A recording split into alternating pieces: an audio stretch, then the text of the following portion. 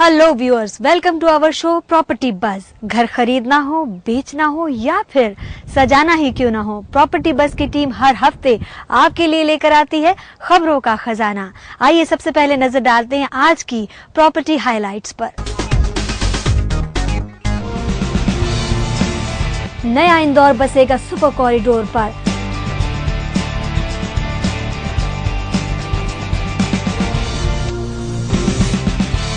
Guideline की दरें बढ़ने से प्रॉपर्टी होगी और ज्यादा महंगी। फाइनेंशियल एक्सपर्ट से जानेंगे कैसे लें हाउसिंग लोन। हॉट प्रॉपर्टी में जानेंगे क्या हैं पोस्टपेड होम्स। एक्सपर्ट एडवाइस में जानेंगे प्रॉपर्टी में कैसे करें निवेश। और चलते चलते एक नजर कैसे सजाएं घर को अपने बजट में।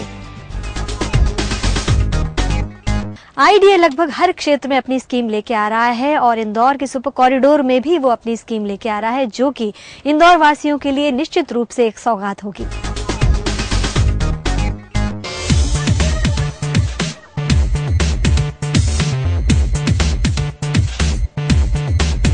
आईडीए इंदौर शहर के हर क्षेत्र में स्कीम लेके आ रहा है और ये स्कीम शहर वासियों के लिए एक सौगात होगी। सुपर कॉरिडोर को नए इंदौर के रूप में विकसित किया जा रहा है। इस सुपर कॉरिडोर पर 85 मीटर चौड़े रोड के साथ साथ 300 मीटर पर आईडीए कमर्शियल और रेसिडेंशियल प्रोजेक्ट लेकर आएगा। जो नया इंदौर होगा वो सुपर कॉरिडोर की तरफ होगा और बहुत ही उम्दा किस्म का अंतर्राष्ट्रीय स्तर का जो विकास है वो हम सुपर कॉरिडोर में करने की कोशिश कर रहे हैं। उस प्रकार से इंफ्रास्ट्रक्चर वहाँ आना प्रारंभ भी हो गया है। सुपर कॉरिडोर वास्तव में एक तरह का लैंड यूज है, जो विशेष लैंड यूज है, जो मास्टर प्लान 2021 का इंदौर का है उसमें परिभाषित हुआ है। और वो लैंड यूज ये कहता है कि इसमें जो FSI है वो 3 का है। अगर कहने का मतलब कि अगर 1 लाख स्क्वायर फीट का कोई भूखंड है तो उसमें 3 लाख स्क्वायर फीट का कंस्ट्रक्शन होगा। तो बहुत high rise high density concept के साथ में इसको मास्टर प्लान में प्रपोज किया गया था। उसी तरह से हम इसको बनाने की कोशिश कर रहे हैं। शहर के अन्य भागों में आईडीए की विभिन्न स्कीमें हैं जहाँ पे उस तरह के लैंड यूज़ के मान से उसका विकास किया जा रहा है। जैसे राऊ में हमारी 165 नंबर स्कीम है, बाईपास में हमारी स्कीम है, लॉजिस्टिक्स की स्कीम है, रेसिडेंशियल और कॉमर्शियल डेवलपमेंट की शहर में अनेकों स्कीम्स हैं। पर जो सुपर कॉरिडोर की स्कीम है उसको हम विशेष रूप से शहर के कॉमर्शियल डेवलपमेंट को और नया शहर स्टैब्लिश करने के संदर्भ में हम देख रहे हैं उसको।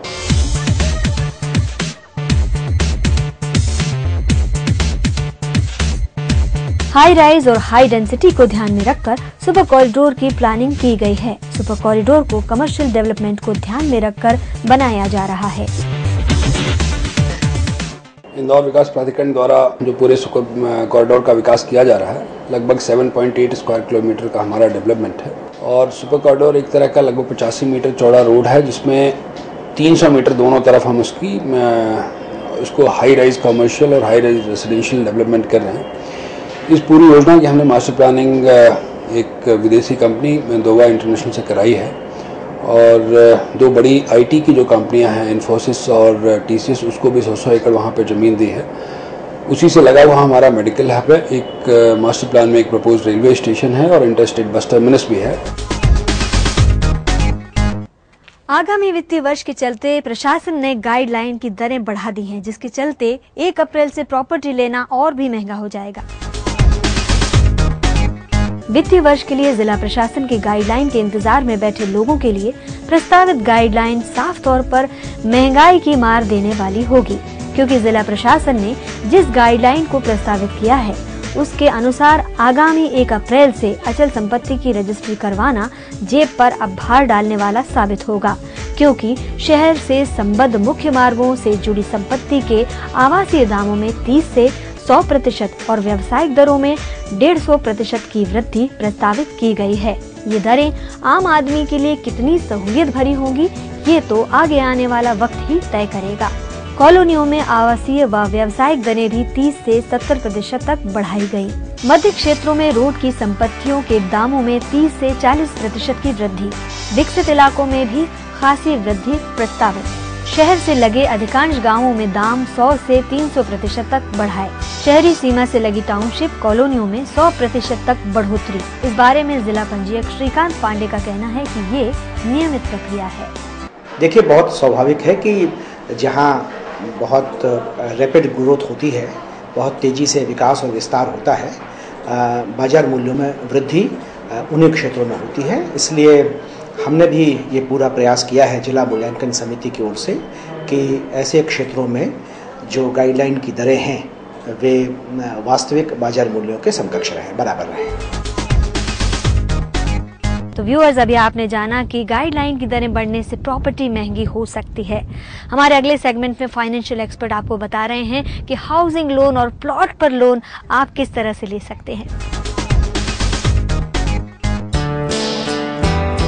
फ्लोटिंग व फिक्स इंटरेस्ट रेट दोनों ही स्कीम के तहत आप हाउसिंग लोन ले सकते हैं। बैंकों के इंटरेस्ट रेट अलग अलग होते हैं। CPR में परिवर्तन के साथ ही फ्लोटिंग रेट ऑफ इंटरेस्ट में परिवर्तन हो जाता है। प्लॉट लेने के लिए भी बैंक लोन आसानी से मिल जाता है। मार्केट में जैसे जनरली 2 प्रकार के रेट्स चलते हैं, फ्लोटिंग और fixed rate of interest. Her institution अपने BPLR के बेसिस पे अपने रेट्स डिसाइड करती है। इसी वजह से हर इंस्टीट्यूशन का रेट ऑफ इंटरेस्ट अलग अलग डिफरेंट होता है। फ्लोटिंग रेट में बाजार के हिसाब से रहता है, जो गवर्नमेंट या रिजर्व बैंक ऑफ इंडिया जब भी अपना प्राइम रेट को CRR को कम या ज़्यादा करती है तो फ्लोटिंग रेट अकॉर्डिंगली कम या ज़्यादा ऑटोमेटिकली होता है। और फिक्स्ड रेट में कुछ सर्टेन पीरियड तक रेट ऑफ इंटरेस्ट फिक्स रहता है। जैसे LIC हाउसिंग फाइनेंस में जो रेट ऑफ इंटरेस्ट है, हम लोग 3 ईयर्स फिक्स रेट भी लोन दे रहे हैं, जिसमें 1 से लेकर के 3 मतलब फर्स्ट 3 ईयर्स तक ब्याज दर फिक्स रहेगा। 3 साल के बाद में अपने आप फ्लोटिंग में कन्वर्ट हो जाएगा। और जो फ्लोटिंग रहता है वो फर्स्ट डे से ही फ्लोटिंग रहता है। बाजार के हिसाब से रेट कम या ज़्यादा जो भी है ऑटोमेटिकली रिव्यू होता है। प्लॉट के लिए भी आप लोन ले सकते हैं। प्लॉट का लोन 1 से लेकर के 10 साल तक का हम लोग रिपेमेंट टर्म देते हैं। सिर्फ आप उसमें प्लॉट खरीद सकते हैं। प्लॉट की जो भी लागत है उसका 75% तक हम लोग लोन मुहैया कराते हैं। और मकान का जो लोन है वो 20-25 ईयर्स तक के लिए मिलता है। ब्याज दर हर स्थिति में सेम ही रहता है। सेम ब्याज दर पे प्लॉट के लिए भी आप लोन ले सकते हैं। व्यूअर्स, अभी आपने जाना कि किस तरह से आप हाउसिंग लोन करवा सकते हैं। आगे चलते हैं हमारे अगले सेगमेंट हॉट प्रॉपर्टी में।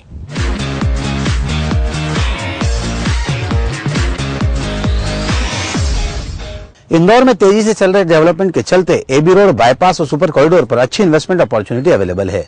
अब हम आपको एक ऐसी हाउसिंग स्कीम के बारे में बताने जा रहे हैं जहां पर पोस्टपेड होम्स भी अवेलेबल हैं।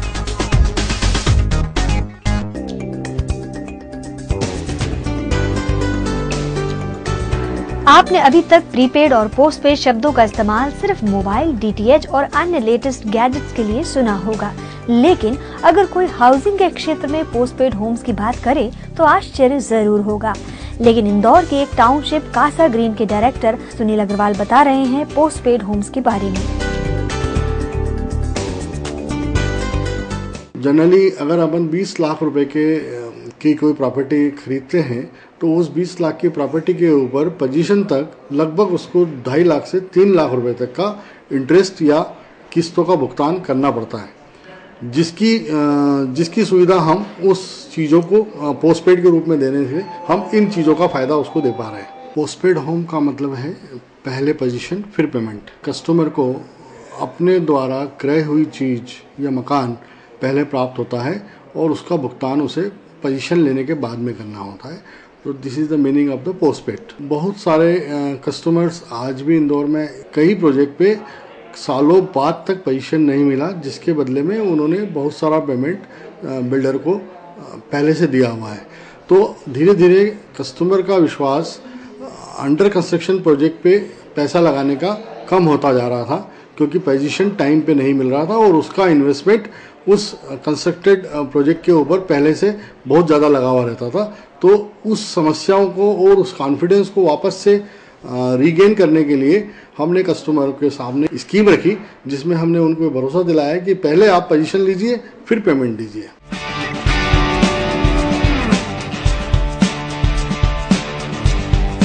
टाउनशिप के क्षेत्र में पोस्टपेड होम्स की नई क्रांति लेकर आने वाला कासा ग्रीन मध्य प्रदेश छत्तीसगढ़ की एकमात्र ऐसी टाउनशिप है जिसने निवेशकों को पहले पोजीशन बाद में पेमेंट देने की पहल की।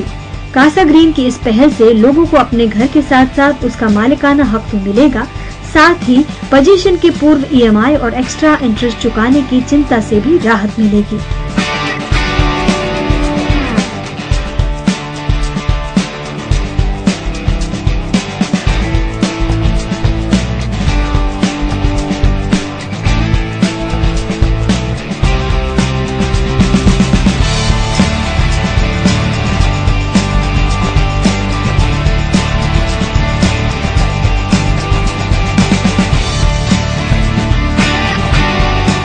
नॉर्मल बुकिंग अमाउंट हम कस्टमर से शुरुआत में लेते हैं, उस बुकिंग अमाउंट के बाद उसको बाकी का पैसा जो भी देना है वो पोजीशन मिलने के बाद से देना पड़ता है। न तो ईएमआई देना की परेशानी होती है, न ब्याज लगता है, तो इन दोनों चीज़ों से मुक्ति उसको पोस्टपेड होम के रूप में मिल रही है। प्रदेश स्तरीय बात करें तो मेरी जानकारी में पोस्टपेड होम का ऑफर कासा ग्रीन के अलावा सबसे पहले अगर कोई शुरुआत हुई है तो कासा ग्रीन तलौली चांदा पे ही हुई है। आने वाले समय में इस तरह के ऑफर आने वाले सारे बिल्डरों को देना पड़ेंगे, जो एक ये दर्शाता है कि कस्टमर को ये सुविधाएं उसकी परेशानी को दूर करने के लिए ये सुविधा बहुत जरूरी है। एयरपोर्ट रोड पर प्रॉपर्टी का बाजार काफी तेजी से चल रहा है। हाईलिंग ग्रुप की हाईलिंग सिटी एक अच्छी इन्वेस्टमेंट अपॉर्चुनिटी हो सकती है।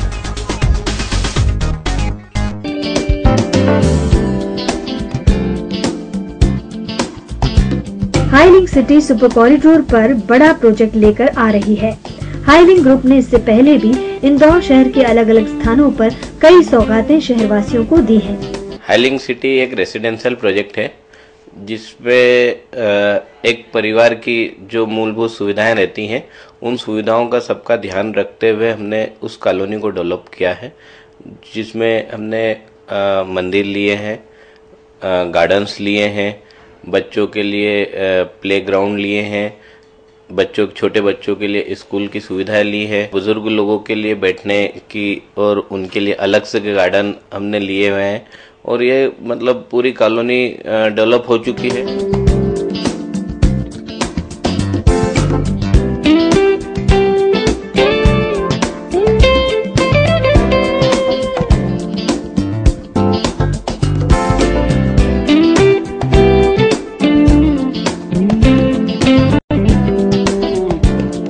कॉलोनी को चारों तरफ बाउंड्री वाल से के कैंपस से सिक्योर्ड किया गया है। कॉलोनी में 2 मुख्य गेट हैं, उन दोनों मुख्य गेटों पे सिक्योरिटी गार्ड की व्यवस्था है, इंटरकॉम सुविधा है। हाईलिंग सिटी में 650 परिवारों की रहने की सुविधाएं हैं।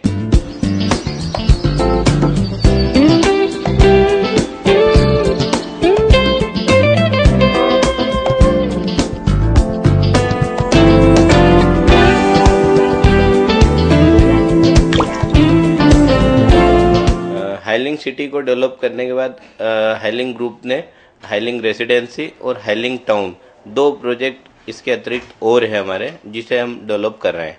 हाईलिंग सिटी में कंस्ट्रक्शन चालू हो गए हैं और जिसमें कुछ परिवार हाईलिंग सिटी में रहने भी आ गए वर्ष भर।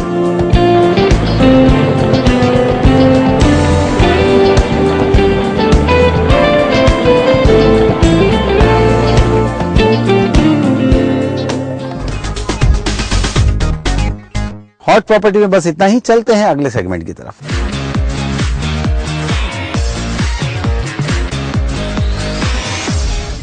तो व्यूअर्स, आपने जाना हॉट प्रॉपर्टी में कि इंदौर में कौन कौन सी लोकेशंस हैं हॉट, और अभी वक्त हो चला है एक छोटे से ब्रेक का। ब्रेक के बाद हम बहुत जल्दी हाजिर होंगे। बने रहिए बंसल न्यूज के साथ।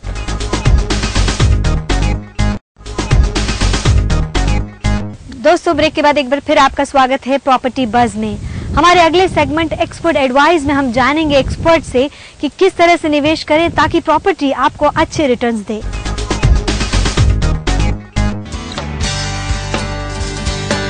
प्रॉपर्टी में निवेश करने से पहले भी कई तरह की सावधानियां जरूरी हैं। अगर निवेश छोटे बजट का भी हो तब भी कॉलोनाइजर, लीगल क्लियरेंस और नॉमिनेशन के बारे में जानकारी अवश्य दे।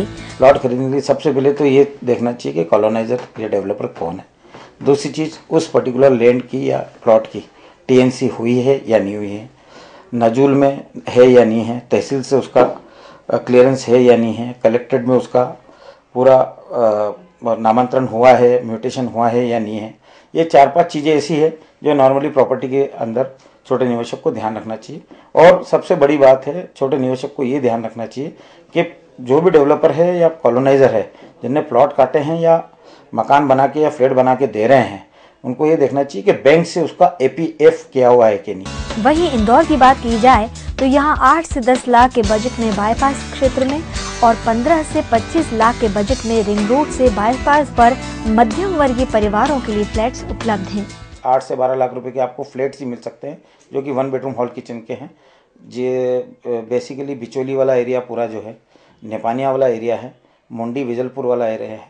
बाईपास के आउटस्कर्ट के अंदर बहुत सारी टाउनशिप आई है, फिर नेपानिया के अंदर 2-3 और छोटी छोटी टाउनशिप है जिसमें 1 बेडरूम हॉल किचन है। रिंग रोड से लेके बाईपास के बीच में जितना भी डेवलपमेंट हुआ है वहाँ पर 20 से 25 लाख रुपए के फ्लैट्स 2 बेडरूम हॉल किचन के या 3 बेडरूम हॉल किचन के अवेलेबल हुए हैं।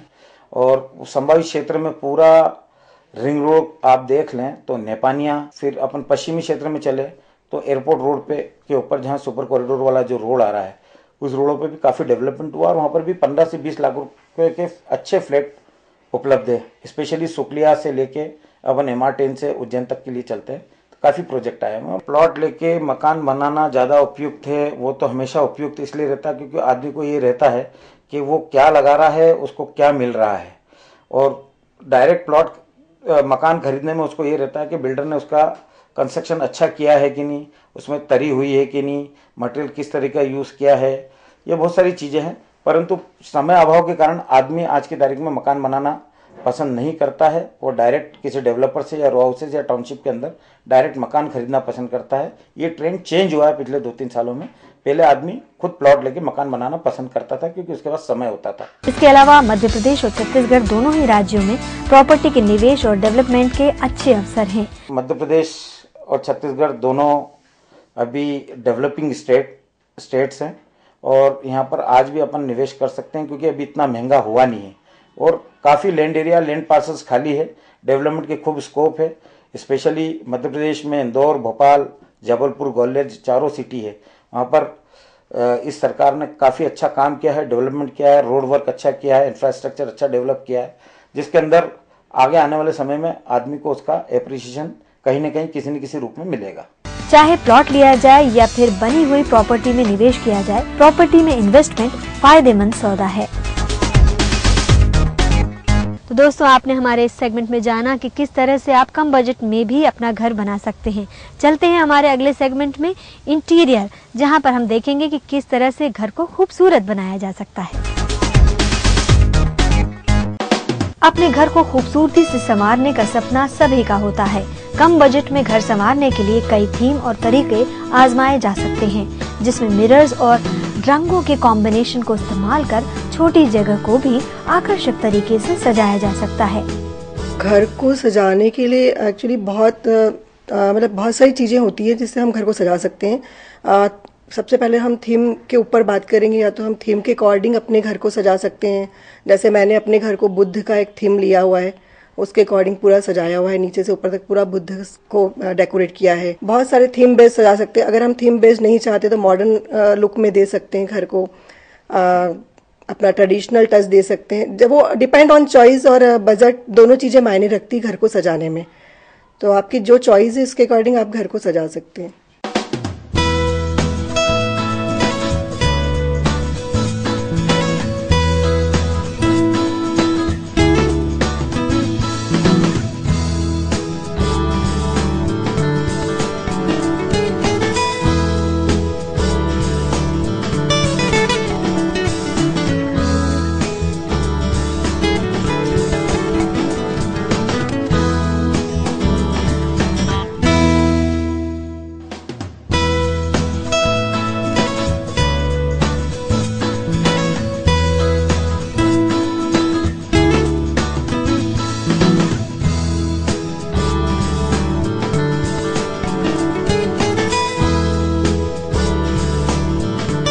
साइज अगर हमारे पास बहुत है तो फिर तो बहुत ऑप्शन है सजाने के लिए कि हम बहुत हैवी फर्नीचर, हैवी चीजें यूज कर सकते हैं।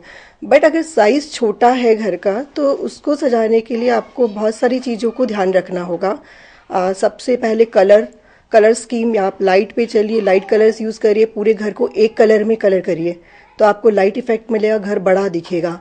आप बड़ा दिखाने के लिए मिरर्स का यूज कर सकते हैं। प्लस आप फर्नीचर जो होगा वो आप लाइट वेट का यूज करिए। आजकल जैसे केन के फर्नीचर बहुत चल रहे हैं, प्लास्टिक में भी बहुत सुंदर फर्नीचर आ रहे हैं फाइबर्स के बने हुए। इवन केन के फर्नीचर, कलरफुल फर्नीचर यूज करें, उससे आप घर को बड़ा दिखा सकते हैं। या फोल्डिंग फर्नीचर बहुत अच्छे आ रहे हैं, उनका हम यूज कर सकते हैं। इन चीजों से हम घर को, छोटे घर में भी काफी अच्छा इंटीरियर कर सकते हैं।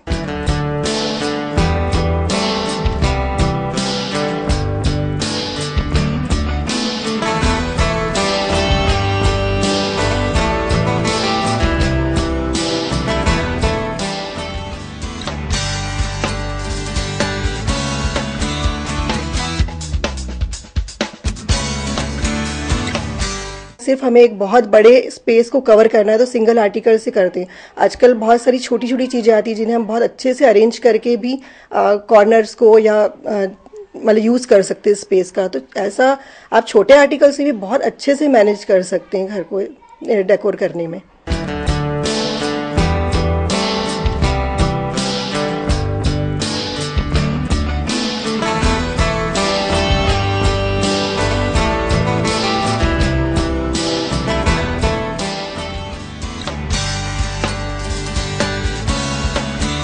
आधुनिक फर्नीचर के साथ साथ छोटे बड़े आर्टिकल्स को भी बखूबी इस्तेमाल करने के अलावा घर की पुरानी चीजों का भी रीयूज कर अपने घर को आकर्षक तरीके से बेहद खूबसूरत बनाया जा सकता है। कम बजट में भी आप बहुत अच्छे से अपने घर को सजा सकते हैं। घर में आप घर की पुरानी चीजों का यूज कर सकते हैं। जैसे आप कर्टन्स में खूब पुरानी जो साड़ीज होती हैं, अच्छी हैवी साड़ीज जो आजकल नहीं यूज़ में आती है, आउट ऑफ फैशन हो जाती है, उनका यूज़ कर सकते हैं। उनके कुशन्स बना सकते हैं। इवन आपके पास अगर पॉट्स रखे हुए हैं तो उनको काफ़ी तरीके के आजकल डेकोरेट होते हैं। पॉट पे बहुत सारे डेकोरेशन होते हैं। राबारी आर्ट कर लिया आपने, क्ले वर्क कर लिया, पॉट पेंटिंग्स होती हैं अलग अलग टाइप की, उनको करके आप डेकोरेट करके कॉर्नर को डेकोरेट कर सकते हैं, सजा सकते हैं। और भी बहुत सारे जो घर के आर्टिकल्स है, स्टोन्स को आप बहुत अच्छे कलरफुल तरीके से कलर करके और उसको एक बाउल में आप डाल के यूज़ करिए। सिर्फ फ्लावर और कैंडल्स से आप घर को बहुत अच्छे और कम बजट में सजा सकते हैं। मतलब बहुत ज़रूरी नहीं कि आप बहुत ज़्यादा उसमें पैसा खर्च करें। आप बहुत घरेलू चीज़ों से भी जो आपके पास अवेलेबल है उनको सिर्फ क्रिएटिव आपको करना है, आप बहुत अच्छे से घर को डेकोर कर सकते हैं। तो व्यूअर्स, देखा आपने कि रंगों के कॉम्बिनेशन और मिरर वर्क के साथ घर को कितना खूबसूरत बनाया जा सकता है। प्रॉपर्टी बज़ के इस एपिसोड में फिलहाल इतना ही। अगले हफ्ते आपसे मुलाकात होगी प्रॉपर्टी बाजार की कुछ और खबरों के साथ। तब तक के लिए रक्षा को दीजिए इजाजत। Take care and bye bye.